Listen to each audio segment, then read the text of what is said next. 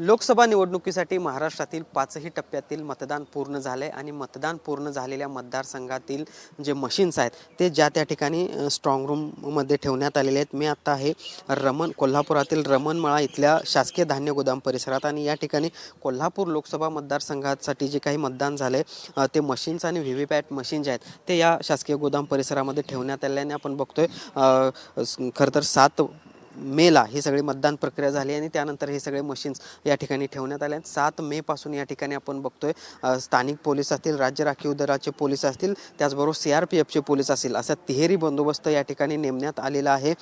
कोणताही अनुचित प्रकार या ठिकाणी घडू नये याची देखील खबरदारी जी आहे ती घेतली जाते। कोणताही सरकारी यंत्रणे व्यतिरिक्त कोणताही व्यक्ती आत येणार नाही याची खबरदारी पोलिसांकडून घेतली जाते। ज्या पद्धतीनं वादळी वारा आणि पावसाचं देखील प्रमाण आहे ते पाहता या मशीनला कोणताही धोका पोहोचू नये अशा अनुषंगाने देखील खबरदारी जी आहे ती या ठिकाणी घेण्यात येते।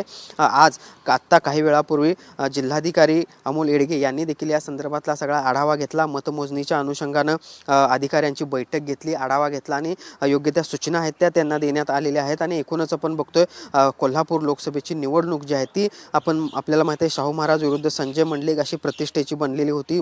मोठ्या चुरशीनं 70% जास्त मतदान जे आहे ते झालेलं आहे। 4 जूनला आता मतमोजणी देखील होणार आहे आणि त्यामुळेच आता 4 जूनला होणाऱ्या मतमोजणीच्या पार्श्वभूमीवर इथला बंदोबस्त जो आहे तो अधिक कडक करण्यात आलेला आहे। कोणताही यंत्रणेव्यतिरिक्त कोणताही व्यक्ती आत येणार नाही याची खबरदारी कुठेतरी आता या सगळ्या प्रशासकीय यंत्रणेकडून घेण्यात येते आणि एकूणच आपण बघतोय मतमोजणीची देखील प्रक्रिया या ठिकाणी आता जवळपास पूर्ण झाल्याचं चित्र पाहायला मिळतंय। ओरिजिनल सुनील काटकरचं भूषण पाटील, TV9 मराठी, कोल्हापूर।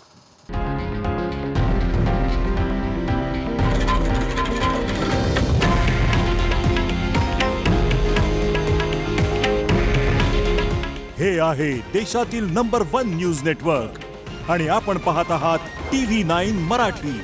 काळजी तुमची, हित महाराष्ट्राचं।